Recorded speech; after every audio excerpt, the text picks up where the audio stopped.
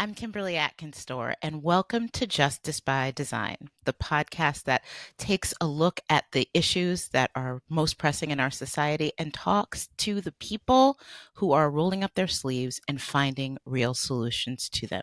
And before we get to today's podcast, I would like to ask you a favor. If you have found this podcast on a search or if a friend forwarded it to you, follow us. Follow us wherever you get your podcast because that helps other people find us too. And if you want a little more out of it, go to YouTube and go to our channel, Justice by Design, and subscribe there. It's absolutely free and it's just another way to engage in these conversations. So I really appreciate you for doing that. Well, we're talking about justice, and usually when justice happens, it means that something has gone wrong. When there are calls for justice, it means something has gone wrong, a tragedy, a disaster, a crime. And usually those things don't just happen in abstraction, they harm people. There are people who are feeling the repercussions and sometimes having their entire lives turned upside down in an instant. And they have to deal with so much, including often an onslaught of media. We've seen that whether it's the disasters in the wake of Hurricane Helene or whether it's one of what seems now countless high profile abusers who are facing justice but need the survivors of that awful abuse to come forward and give their voices to ensure that justice is done. So who helps those folks? Well, that's what I want to talk about today with a friend of mine and also the founder of an organization called Survivors Say, David Guarino. Hi, Dave. Hi, Kim. Great to be here. Thanks for having me. Well, I'm really glad to talk to you about this. Well, first of all, I'm just glad to talk to you. We've known each other 20 plus years. We used to work together at the Boston Herald, at the Yep. Massachusetts State House during the Romney administration. That Mm-hmm. seems so long Mm-hmm. ago now, but Many lives ago. Yep. but we're both journalists, so we know what it's like to do our job when there is some scandal or disaster or Right. trial or awful crime. But you started this organization to help folks on the other side of it. Tell us a little bit about that origin story. Sure. And thanks again for having me, and thanks for these discussions and all that you do.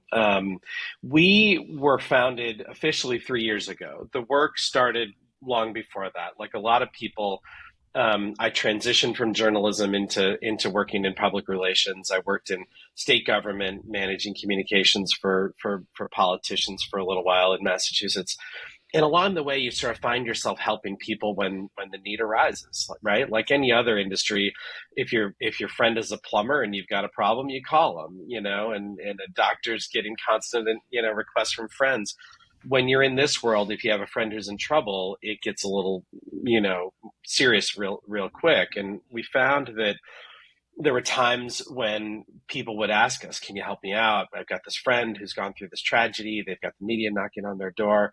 Um, Fast forward to the Boston Marathon bombing, and we saw in our backyard an incident of terror where a bunch of people were suddenly thrust into the media spotlight, and that really sort of focused my thinking.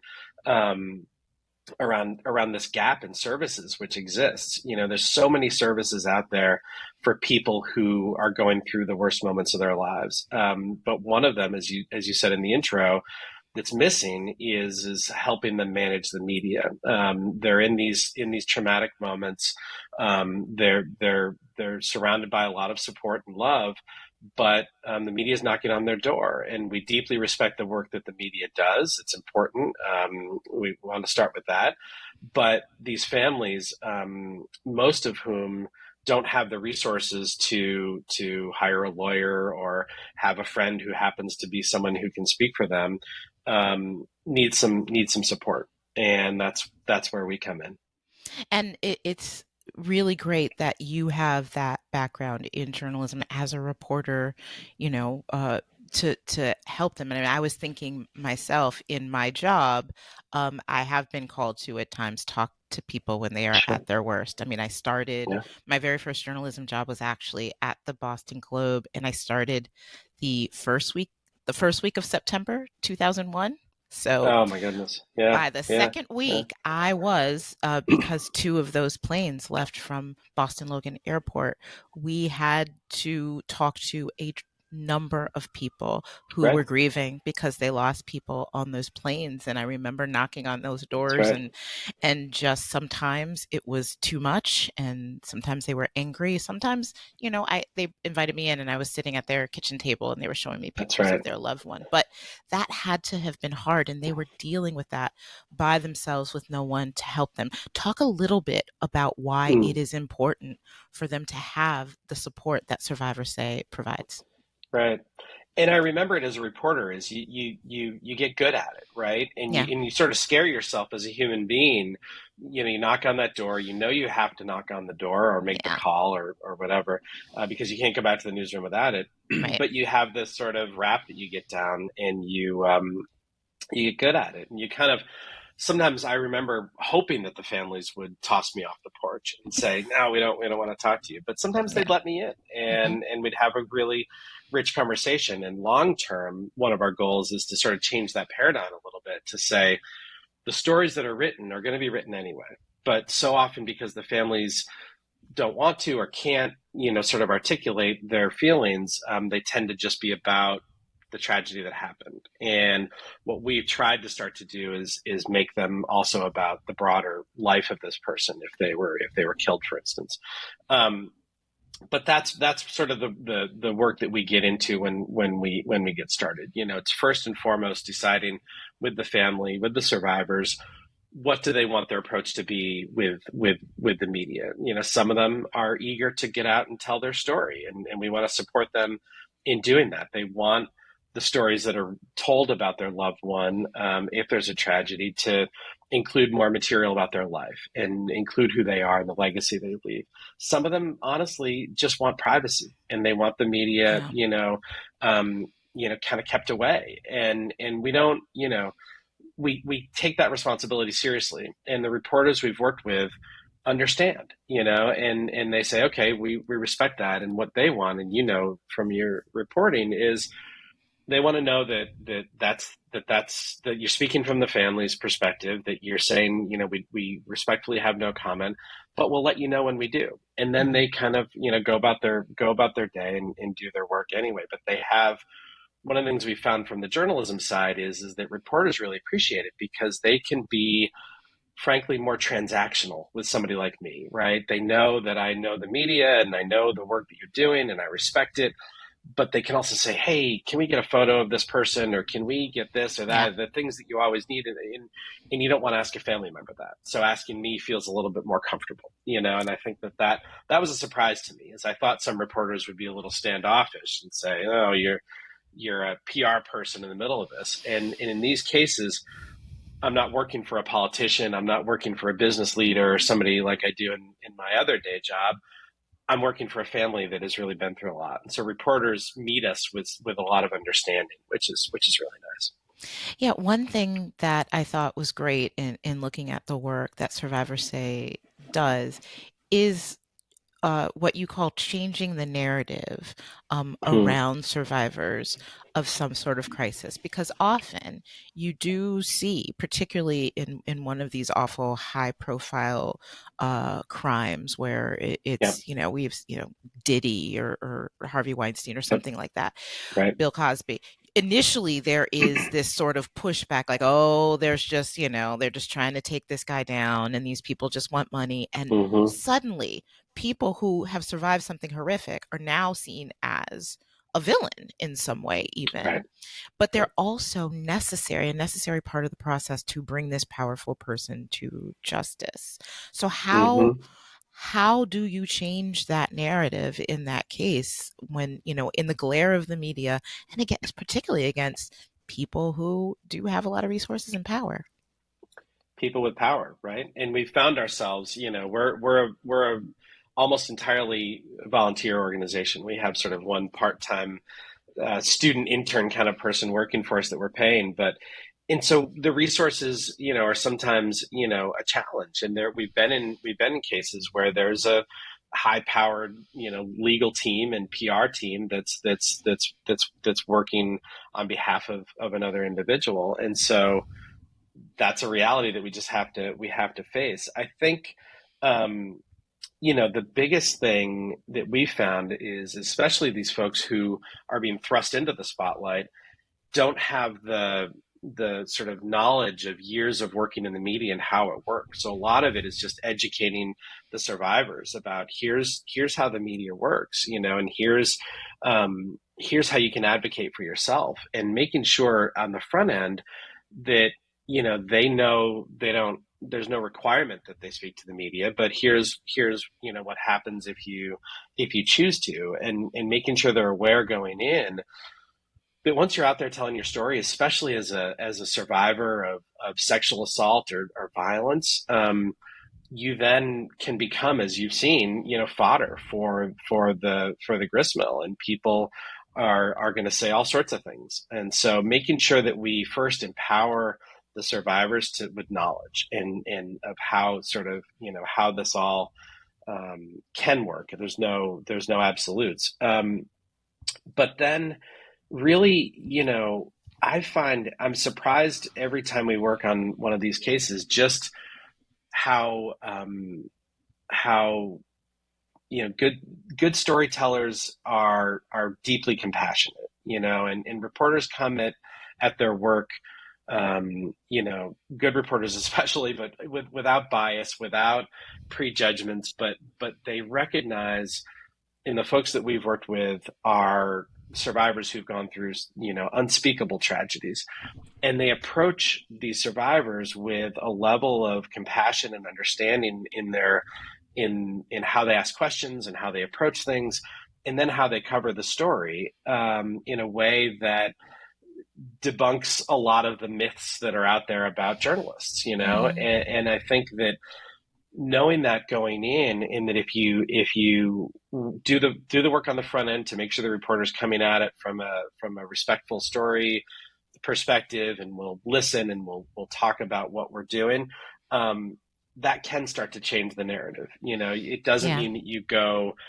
stand on the steps of a New York City courthouse and try to do a press conference and control that, but you do individual one-on-ones and are more selective with your reporters, because that's the best way to both protect the survivor in some way, but also help them achieve their narrative of, and achieve their goals through the narrative. Yeah, Dave, I think that's so important because I think a lot of times PR people or communication strategists get a bad rap as, Yeah. trying to spin something or trying to, manage people. But it Yep. really, when done properly and done from the point of view that you and the other folks at Survivor say are, it's really valuable, not just to the people, but also to journalists and Hmm. therefore the public. When I'm coming Right. in hot on September 12th and knocking on somebody's door, I'm thinking, okay, this person, I'm worried. Like, I don't want to ask something. I realize this person's probably still in shock. I'm not a psychologist. I don't want to do damage to them, but I also Right. need this Right. story and all that. If you have someone who's managing them, who is aware of all of that, who is helping them to say, listen, if you don't want to talk now, we can do it at a different Yeah. time. And then you can still get that story, that very important human element to which is Yep. important to tell any story, but do it in a way that doesn't cause harm, that doesn't, further traumatize them. Hmm. But that is still doing justice in that way. And I just think that Right. that is really extraordinary. Can you talk about some success stories that you've seen, Mm. what having an advocate like that in the media space, how that's made a Hmm. difference for a survivor? Sure.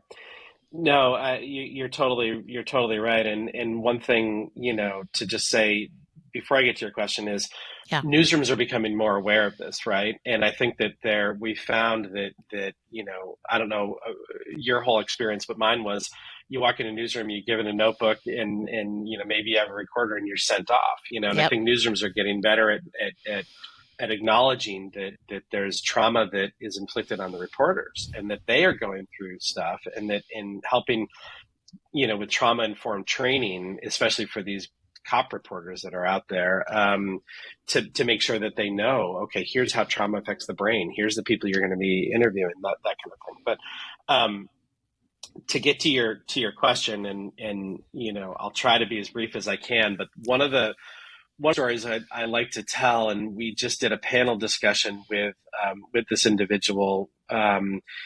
Is the story of Rhonda LaRock. And Rhonda was one of the victims of the Las Vegas mass shooting back in 2017 at the concert, the Route 91 Harvest Festival.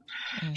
She's from Massachusetts. She was there with her husband, her father, and her daughter. And she was one of the people killed that night. And we were just in the process of thinking about starting the nonprofit, and someone who I had talked to about it happened to know the family through her work, through Rhonda's work, and we got connected with the family right away. And it was really the first case that we worked on from almost within hours after the shooting, through her the family returning from Las Vegas, through the lead up to the wake and the funeral and memorial service and a public statement that they read. And it was a lot, right? And the first thing that we did was you really try to establish a trust with the family, right? There's a lot of people coming out of the woodwork to say, I want to help you, and here's who I am.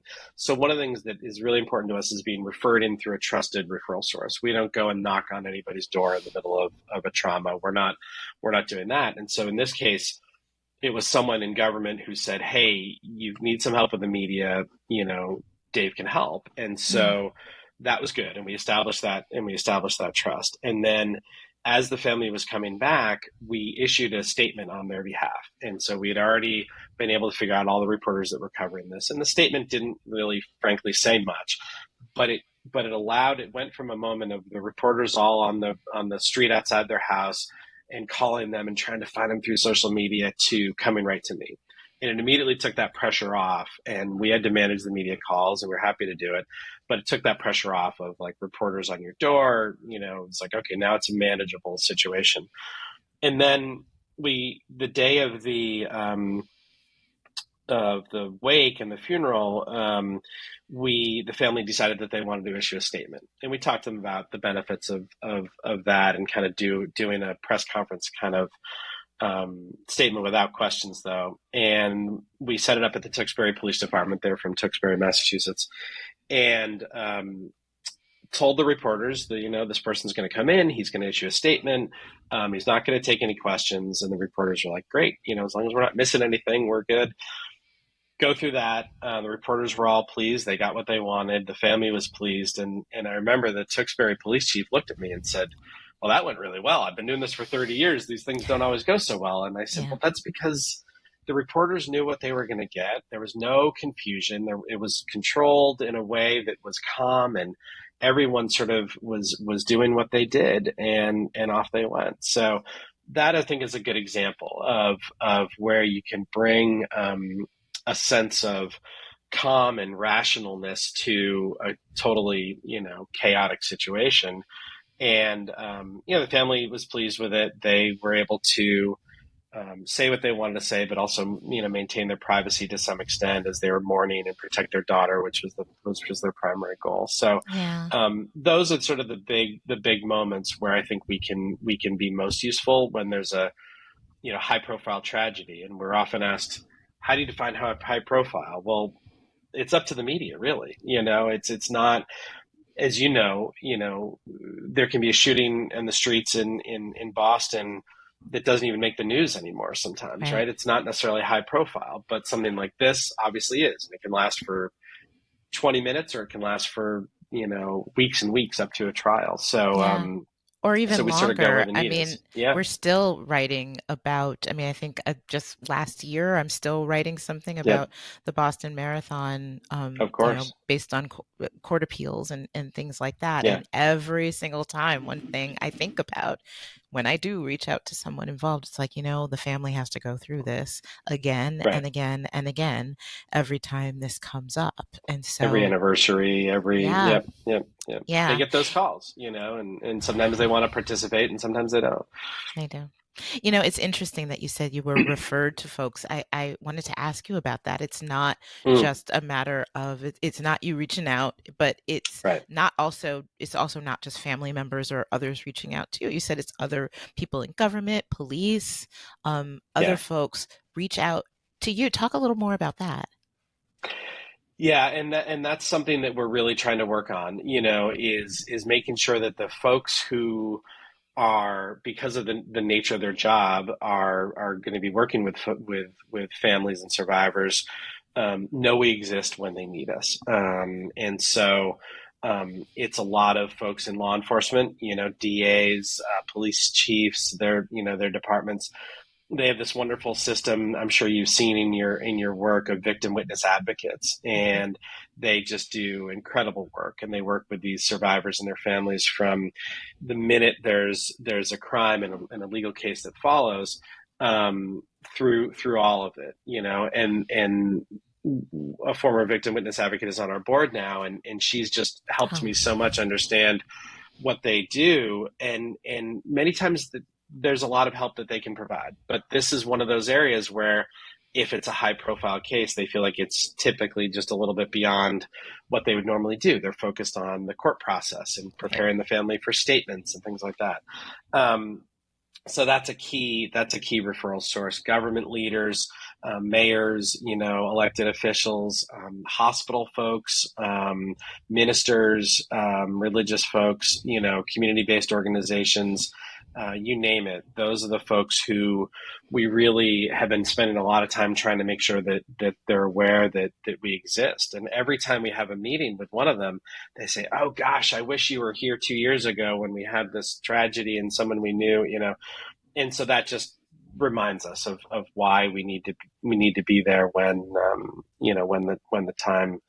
the time strikes.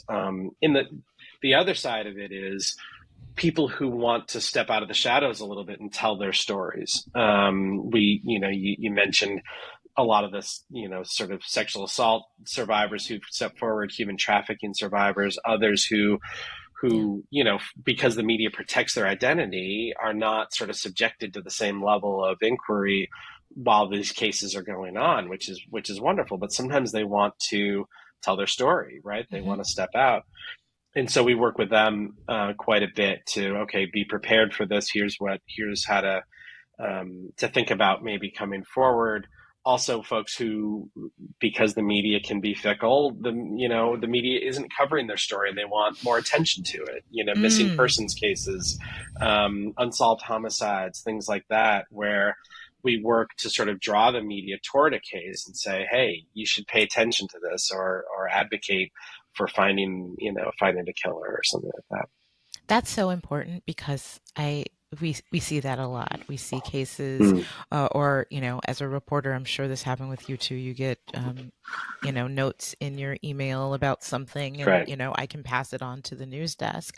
But right. there is a clear, I won't say a perceived, inequity in how big crimes are covered. There's a Absolutely. real one if somebody's a missing person or a victim of crime and they happen to be from a high, a fancy area for a certain affluence, or if they're white. I Yeah. mean, I live in Washington, D.C. I remember a horrific case of a woman who was killed on the street. She was mugged and she was killed, and it was Yep. all over the news. And I think Right. this happens a lot in other Yep. communities and it doesn't get this Yeah. kind of No, coverage. they call it, missing white woman syndrome, right? Let's Yes. call it what it is. Yes. And we see these cases all the time. And where we spend a lot of our time is making sure that we're there in the communities that need us most, right? There are plenty of high profile crimes, and as I said in the beginning, a lot of those in wealthier suburbs where if there's a crime, it tends to draw more media interest because it's more unusual, right? Hmm. How many times as reporters did we say to people, "Well, we don't write about the planes that land safely. That's just the nature of the business." But those folks have advocates, right? Those folks have means to hire a lawyer or hire a PR person. That's fine. We're good with that. In the communities that are disproportionately impacted by violence, they're also disproportionately unable to have access to a lot of these services, right? So we work to spend a lot of time making sure that that's where we are. So we're in Massachusetts, in Roxbury, in Mattapan, in Mm-hmm. Springfield, where we were involved, where there's a police involved shooting. We were with the family, things like that, where there's just fewer services that are available and fewer access to services when they need them. So, Dave, what advice would you give somebody finds themselves suddenly in the middle of a crisis and Mm, their lives are upended and they have all of these new things to navigate, including the press? What yeah. should they do? Well, um, call us. No, I think that the biggest things that we say to people right out of the gate is um, to think about number one, finding someone really close to you that you trust, that you have a deep relationship with before this thing happened, and asking them to help you manage the media. We work very closely with the folks, parents of someone who's been killed or Mm-hmm. loved ones. But I often try to say to them, don't you be the person that I'm dealing with every minute of every day. Give me a cousin or a brother or somebody who's just a step removed so that you can sort of stay focused, and then they can bring issues to you as we decide that that's important. So having someone, just anyone who can be on your side, who you trust implicitly. The other thing that I say is pretty quickly try to figure out what you want to do with your social media accounts. Mm-hmm. The media is very good, in my experience, at asking permission to use photos that are on somebody's individual Facebook page Yeah, or things like that. But you never know, right? And there's a lot right. of websites out there. Everybody's a reporter now, right? We've all seen it. Yeah. So what the Globe might do, or the Washington Post or TV might do, is very different than what a random online Facebook community or blogger might do. So I think thinking about Right. either shutting that down or being okay with the photos that are publicly available.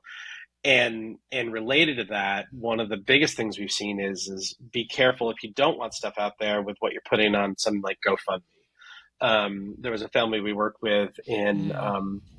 Chelsea, which is just adjacent to Boston, and there was a baby who died in a really tragic way, and the mother was charged. And we were working with the father, and he didn't want a lot of coverage. He didn't want photos of his baby out there. Yeah. And then suddenly they launched a GoFundMe page, and through no fault of their own, the media sees that as public domain. And Yeah. so the Wow. next day, that baby's photo was on the front of the Globe Metro page, and it's like, not the Globe's fault. That's Right. fair use. But so thinking about things like that Mm. right out of the gate are probably the most important.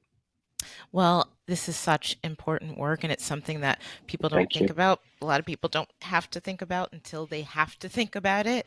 Right. But it's really important to have organizations like this giving them that assistance and helping them navigate the media and the crisis more broadly. Dave Guarino, thank you so much for joining me on Justice by Design. Thank you, Kim. Thanks for having me. You know, I think about being a reporter for so many years, and it's a job where you can get really, jaded and cynical very easily. But even after I left the Herald, I came across Dave again in a professional capacity because he was helping out, just volunteering to help out folks who were dealing with unspeakable tragedies, just help them navigate the press. And I was really grateful for that work. And we don't always think about that. We don't always think of what a family is going through when we see their faces on a screen or we see that quote from them in a newspaper. But it's a lot.